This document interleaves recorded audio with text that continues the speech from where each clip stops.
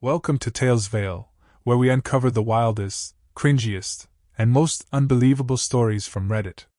Today, we're diving into cringy relationship moments, tales so awkward, you'll secondhand cringe just listening. Buckle up, because these stories will make you grateful for your own love life. Or question everything. Story 1. The anniversary surprise that ended it all. I thought I was being the perfect boyfriend. For weeks, I had been planning a special anniversary surprise for my girlfriend. We'd been dating for almost 2 years, and while our relationship wasn't flawless, I truly believed we were solid. I saved up money, booked a weekend getaway to a cabin, and even arranged for her favorite restaurant to cater dinner the first night. The day of our anniversary, I picked her up from work with flowers and a huge smile on my face. She looked shocked. Not the good kind of shocked, though. More like she'd been caught in headlights. I brushed it off, thinking maybe she just had a stressful day. When we got to the cabin, she seemed distant. I tried to lighten the mood with jokes, but she only gave me half smiles. During dinner, I finally asked, "Is something wrong?" That's when she burst into tears. At first, I thought she was overwhelmed by my effort. I was about to hug her when she blurted out, "I don't think I can do this anymore." My heart dropped. She explained she had been emotionally checked out for months. Apparently, she'd been debating whether to break up with me, but didn't want to ruin our anniversary. Ironically, she ruined it anyway. I sat there stunned, staring at the catered food I couldn't even taste anymore. Then she said the line that still makes me cringe to this day. "You're such a great guy, but I just don't feel the spark. I wish I loved you as much as you love me." I asked why she didn't tell me sooner. Her answer? "I thought maybe the feeling would come back." So, while I had been planning romantic surprises, she had been planning her exit. And the kicker? She admitted she had already started texting her ex again. Just as a friend. The worst part? She insisted on staying the night at the cabin because it would be awkward to drive home so late. I ended up sleeping on the couch while she took the bed. On what was supposed to be our anniversary celebration. The next morning, she cheerfully asked if we could still be friends. I just laughed bitterly, packed my things, and drove her home. I never heard from her again, except 2 weeks later, when I saw her Instagram post with her ex-boyfriend captioned, "Found my spark again." Looking back, I can't help but cringe at how clueless I was. I went all out to make her feel loved, while she was emotionally checked out the entire time. It's not just that she dumped me on our anniversary, it's that she let me humiliate myself with a grand romantic gesture that was doomed from the start. Now, whenever I hear people talk about surprises for their partner, I secretly hope they don't end up like me, eating cold catered pasta in a cabin with a girl who's already halfway back with her ex. Story 2. The girlfriend who called me by the wrong name. Every single time. When I started dating Emma, everything seemed perfect. She was funny, smart, and shared my obsession with true crime documentaries. After a few months, I thought I'd hit the jackpot. The only weird thing? She kept calling me Jake. My name's Ryan. At first, I thought it was just a slip. Maybe she had a friend named Jake, or an ex she hadn't fully forgotten. So the first time it happened, I laughed it off. But then it happened again. And again. We'd be out at dinner, and she'd say, "Jake, can you pass the salt?" Or we'd be watching TV and she'd snuggle up and whisper, "I love you, Jake." I'd gently correct her every time. She'd apologize, look embarrassed, and say it wouldn't happen again. Spoiler, it happened again. After the 5th or 6th time, I started to feel like a background character in someone else's story. I finally asked her, "Who's Jake?" She hesitated. Her face went pale. Then she admitted that Jake was her ex-boyfriend, the one who broke her heart 2 years ago. She swore she was over him, but apparently her subconscious disagreed. I tried to be understanding. People slip up. But it got progressively worse. One night, during an argument about me forgetting to take out the trash, she shouted, "You're just like Jake." That's when I realized I wasn't dating Emma. I was playing the role of replacement Jake. I told her we needed to talk seriously about it. She started crying and said, "I don't know why I do it. Maybe it's because you remind me of him." I asked, "In what way?" She replied, "You both wear hoodies." That's it. A hoodie? That was the grand connection. The final straw came during a romantic weekend trip. We were having dinner by candlelight, and she looked into my eyes and said, "Jake, I think I'm finally healing." I just sat there, blinking, wondering if I'd entered some kind of twilight zone. I calmly put down my fork and said, "Emma, I'm not Jake. And I don't think you're healing, I think you're stuck." She tried to convince me to stay, saying she'd try therapy, and that this kind of thing happens. Maybe it does, but not 10 times. The breakup wasn't dramatic. I just told her, "You don't need a new boyfriend, Emma. You need closure." Then I walked out. A few months later, I saw on social media that she was dating again. And guess what? The new guy's name was Jason. I can only imagine how that's going for him. Now, anytime someone calls me the wrong name, even as a joke, I get mild PTSD. It's not just about the name, it's about feeling invisible, like you're just a placeholder in someone else's love story. So yeah, if your partner ever calls you by their ex's name more than once, take it as a sign. You're not their present, you're just a ghost from their past wearing a hoodie. Story 3. The girl who made a PowerPoint to break up with me. You always hear about people breaking up over text, or ghosting entirely. But me? I got dumped with a PowerPoint presentation. I'd been dating Lily for about a year. Things were good, or at least I thought they were. We had fun together, went on trips, talked about moving in someday. Sure, we had our small fights, but nothing dramatic. So when she told me one Friday, "Hey, can you come over tonight? I want to talk," I figured maybe she wanted to plan a vacation or something. I show up with snacks and a bottle of wine. She greets me with a serious face and says, "Let's go to the living room." I walk in, and she's got her laptop connected to the TV. I ask, half laughing, "Are we watching something?" She says, dead serious, "No.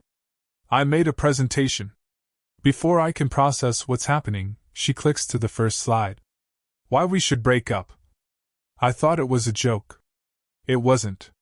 Slide 2. Emotional incompatibility. She had bullet points about how I'm too optimistic, and she's more of a realist. She even had little icons, a smiling sun for me and a gray cloud for her. Slide 3. Communication styles. Apparently, my habit of making memes during arguments was immature and counterproductive. Slide 4. Long-term vision. She listed her goals: graduate school, city life, travel, and mine: start a small business, buy a house. At the bottom, divergent trajectories. She even included graphs showing our emotional alignment over time.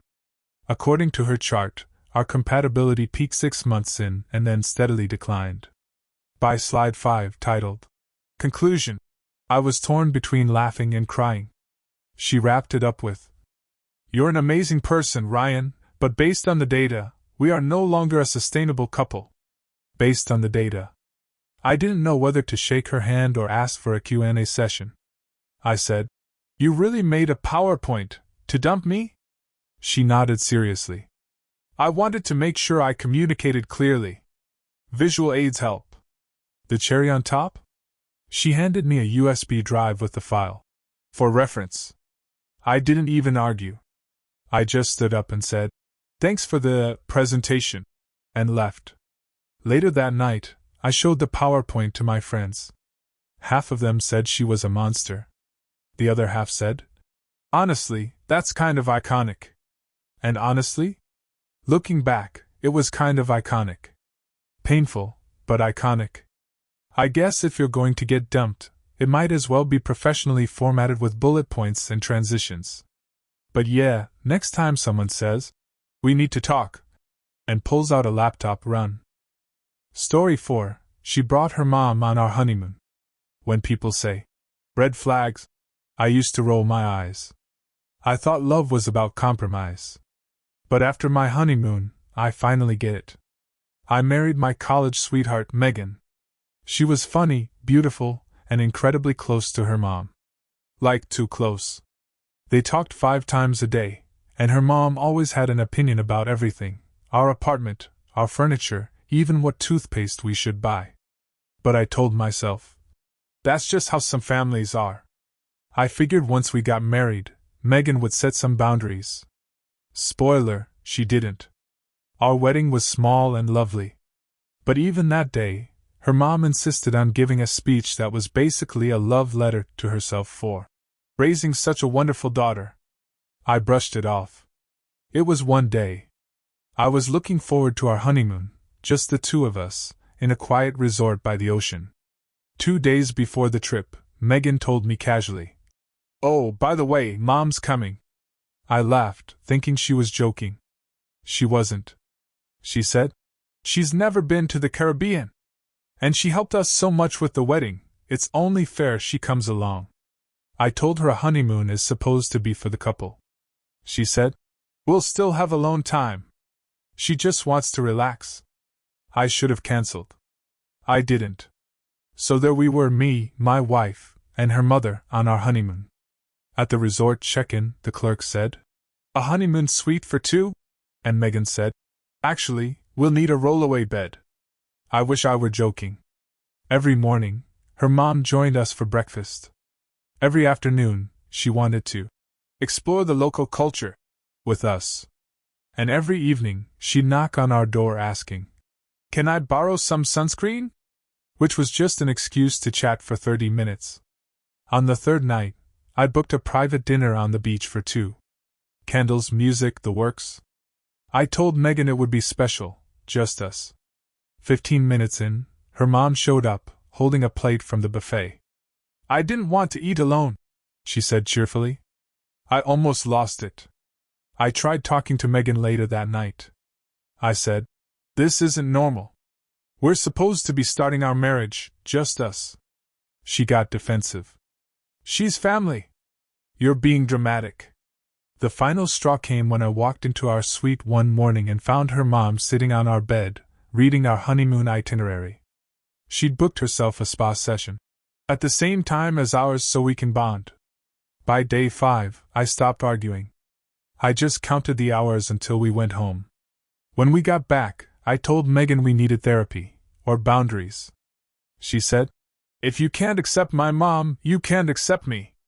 We divorced 6 months later. Looking back, the biggest red flag wasn't that her mom came on the honeymoon. It's that Megan thought it was okay. Now, whenever I date someone new, I ask early on, "So, how close are you with your parents?" If the answer is, "We talk every hour," I run. Story 5. She made a couple's TikTok account without telling me. I'm not big on social media. I have Instagram, but I barely post. I don't even use TikTok, or at least I didn't, until my girlfriend made one for us. We'd been dating for about 6 months. Things were good. She was fun, spontaneous, and a little obsessed with trends. She'd always say stuff like, "We'd go viral if we posted our relationship." I thought she was joking. One day, I get a text from a friend. "Bro, why are you dancing on TikTok?" I had no idea what he meant. I opened the link, and there it was, a TikTok account called At Our Love Story 2024. Profile pic, a photo of me hugging her. Bio, follow our journey to marriage. She had uploaded 8 videos. Some were harmless, like us cooking together or walking our dog. But others were bad. There was one where I was asleep on the couch, snoring, and she added the caption, "POV, he's cute but sounds like a chainsaw." Another one had me trying to fix a shelf, and she added a voiceover saying, "He thinks he's a handyman but calls my dad for help every time." And the worst part? She posted a clip of one of our arguments, muted, with sad music, and the caption, "Every relationship has ups and downs." That video had 200K views. The comments were brutal. "He looks toxic. Girl, leave him. You deserve better. I was mortified. When I confronted her, she said, It's just content. People love authentic couples. I said, Authentic doesn't mean humiliating me online. She rolled her eyes. You're overreacting. You should be happy people find us relatable. Relatable? I didn't even know we were public. I asked her to delete the account. She refused. Said it was her creative outlet. So I told her she could have her creative outlet, without me. She cried, begged, promised to stop. I gave her one more chance. 2 days later, she posted a new TikTok. When he threatens to leave but you know he'll come back, #toxic couple, #relatable. That was it. I was done. I texted her one final message. I'm not your content. Blocked her, deleted the app, and moved on. Weeks later, a friend sent me another video, a new account called at Healing After Ryan. First post. He couldn't handle a strong woman. I laughed. Because she was right. I couldn't handle someone who treated our relationship like a reality show. Now, whenever I date someone, I have one rule. No cameras, no content, no couple goals hashtags. If your love needs likes to survive, it's already over. Story 6. She made me take a lie detector test. Every month. When I say my ex had trust issues, I don't mean the usual check your phone kind. I mean polygraph-level paranoia. It started small. We'd been dating about 3 months when she asked, Have you ever cheated on anyone? I said no. She stared at me for a good 10 seconds, then said, Would you take a lie detector test to prove it? I laughed. She didn't.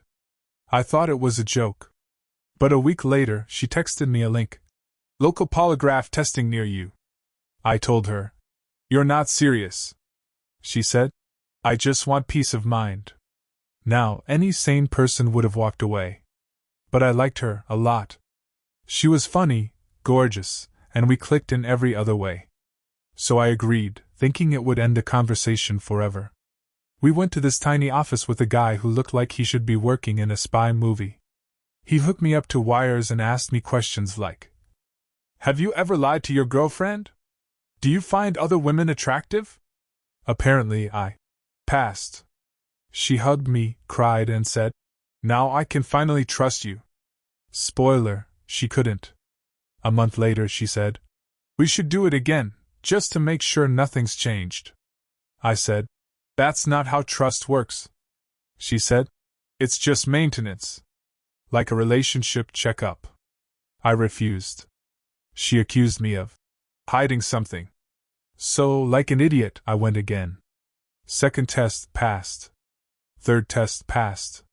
Fourth test, failed, because I laughed when the examiner asked, Do you think you're in a healthy relationship? The result said, Deceptive. She took it as proof I was lying about something. She started tracking my location, asking for screenshots of my DMs, and even made me record video, proof, whenever I went out with friends. One night, I went to a friend's birthday dinner. No girls, no drama. She FaceTimed me mid-meal demanding to see everyone at the table. I held up the phone like a hostage. After I got home, she said she still felt weird energy. The next morning, she booked another lie detector test. That was the breaking point. I told her, If you need a polygraph to trust me, we don't have a relationship, we have an interrogation. She cried, said she'd just been hurt too many times. I told her I wasn't her therapist or her test subject. We broke up that day. A few months later, I ran into the polygraph examiner at a coffee shop. He recognized me and said, Oh hey, you're the guy from the monthly sessions. Apparently, she'd already brought another boyfriend in. Same questions, same schedule. Guess some people don't want love, they want evidence. Now, whenever I hear someone say, Trust is everything, I agree, but if you need a machine to prove it, you've already lost it. Story 7. She insisted on role-playing with our neighbors. Publicly. I thought I had seen weird dating quirks before. I was wrong. I'd been dating Clara for about 8 months. She was fun, spontaneous, and a little extra. At first, it was cute. She liked silly costumes, little surprises, and sometimes spontaneous dances in the living room. Then came the weekend. She told me about her new idea. Let's role-play our lives like a TV show. I thought she meant at home. Nope. She meant in public. The first attempt was at our apartment building. She insisted we act out neighborly drama with our actual neighbors. She gave me a script. I was the oblivious husband. She was the dramatic girlfriend. And we had to improvise arguments about stolen packages and loud music. I tried to decline politely, but she said, "It'll be fun. Everyone will love it." So there I was, in the lobby, pretending to yell about a missing Amazon package while she dramatically waved a letter in the air. Our neighbors were politely horrified. Some filmed it. I thought it was a one-time thing. It wasn't. Next, she dragged me to the grocery store, insisting we act out a scene where I was secretly a spy, and she was an undercover agent investigating my shopping habits. She handed me a fake dossier she'd made. Everyone in aisle 3 stared as I whispered code words to her. I begged her to stop. She said, "Come on, Ryan! It's immersive theater." The final straw was during a building barbecue. She made me dress in a ridiculous costume, a giant hot dog suit, and pretend I was a cursed tenant who could only speak in riddles. Neighbors laughed politely, children cried, and someone asked if I was okay. I was not okay. I told her, "This is humiliating. You're not just weird, you're socially dangerous." She gasped. "You just don't get it. Art is about commitment." That night, I went home, packed a bag, and stayed at my friend's apartment.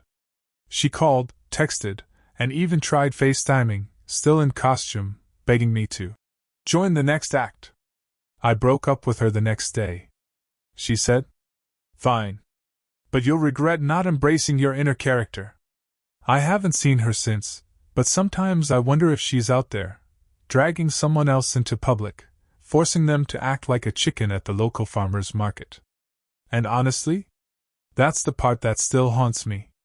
Some relationships aren't just cringy, they're performance art nightmares you never signed up for. Story 8. She tried to train me like a dog. I thought dating someone quirky was fun. I was wrong. I started seeing Jenna about 6 months into college. She was cute, energetic, and had a love for animals. At first, I thought her obsession with dogs was adorable. She had photos, videos, and even dog-themed mugs. Then, it escalated. One night, she said, "I think we need to train you." I laughed. She didn't. She explained that since she was so into obedience training for her dog, she thought I could benefit from similar techniques. I politely declined, joking, "I don't fetch, I don't sit, I definitely don't roll over." Apparently, that wasn't funny. She spent the next week making charts with behaviors she wanted me to improve. Folding laundry correctly. Remembering her favorite snacks. Using the right pillow on movie nights. Then came the commands. She would call me over like I was a dog. "Come here, sit. Good boy." She even brought a clicker from her dog training kit and tried to reward me with hugs when I did something right. The first time it happened in front of her roommates, I froze. They were laughing, I was mortified, and she looked proud. It didn't stop. She started sending me daily training logs over text, grading my performance. Monday 6/10, forgot to compliment her. Tuesday 8/10, remembered snacks. Wednesday 2/10, was too tired to fetch blankets. The final straw came when she tried to teach me tricks. Literally tricks. "Spin around 3 times and bark," she said, expecting me to comply. I stared at her, mouth open. She said, "You're resisting. That's bad behavior." I told her, "I'm not your pet. I'm your boyfriend." She gasped, "You're not taking this seriously." That night, I packed a bag and stayed at my friend's place. The next day, I broke up with her via text. I can't be in a relationship where I'm treated like a dog.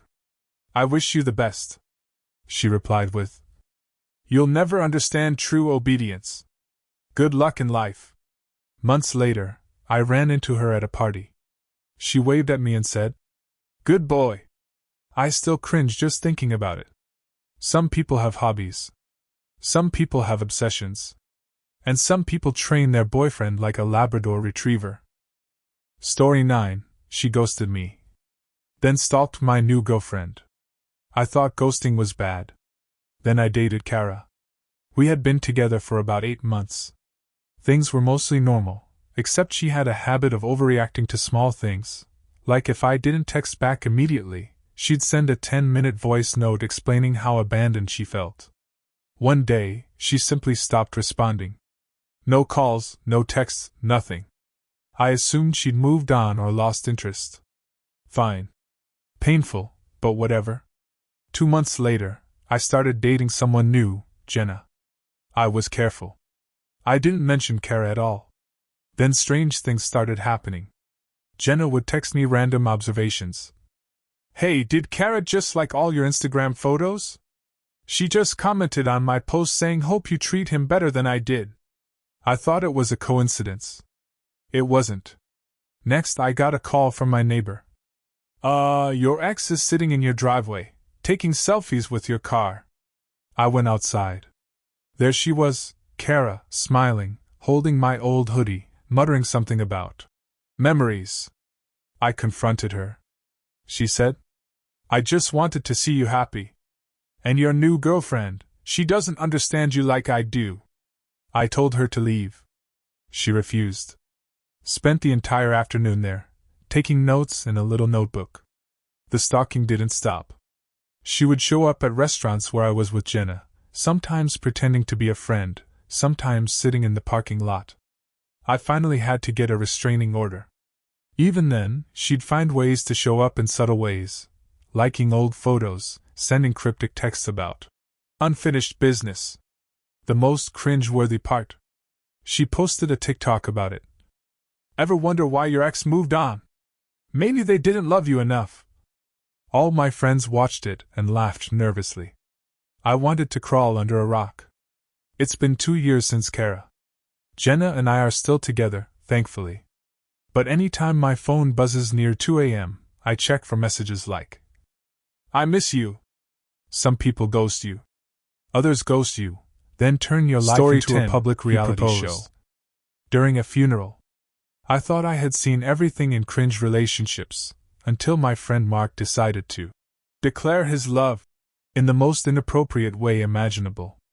Mark had been dating his girlfriend, Lily, for almost 3 years. They were one of those couples who posted everything online, selfies, matching outfits, their breakfast choices, everything. Everyone knew they were soulmates. Then came the funeral.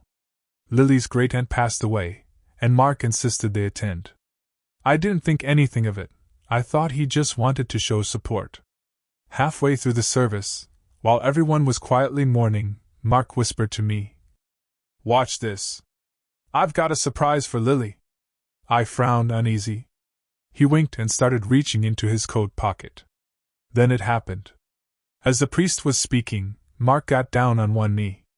In front of the grieving family, the pastor, and strangers who had come to pay respects, he pulled out a ring. Lily froze. The whole room went silent. Lily, he whispered loudly, will you marry me? People gasped. Some muttered angrily. Lily's face was pale, horrified. Her mother whispered, Not now! Mark looked confused, as if he didn't understand why everyone was staring at him like he'd just grown a second head. Lily stammered, Mark, we can't this now. But he kept smiling, like this was the perfect romantic moment. The priest cleared his throat awkwardly, and Mark finally realized he'd misjudged the situation. He muttered something about timing, and shoved the ring back in his pocket. The whole service was ruined. The family was upset. Lily never spoke to him the same way again. She broke up with him 2 weeks later, citing serious boundary issues and poor judgment. The cringe wasn't just the proposal. It was his absolute obliviousness to context, to emotions, to social norms, and the fact that he thought this was a romantic, memorable moment. To this day, every time someone mentions a public proposal, I think, it could always be worse. You could be Mark at a funeral. Thanks for watching. If you enjoyed these cringiest relationship stories, don't forget to like, subscribe, and comment your favorite story. And check out our other videos and shorts for even more wild tales from Reddit. Until next time, this is TalesVeil, uncovering the stories you won't believe are real.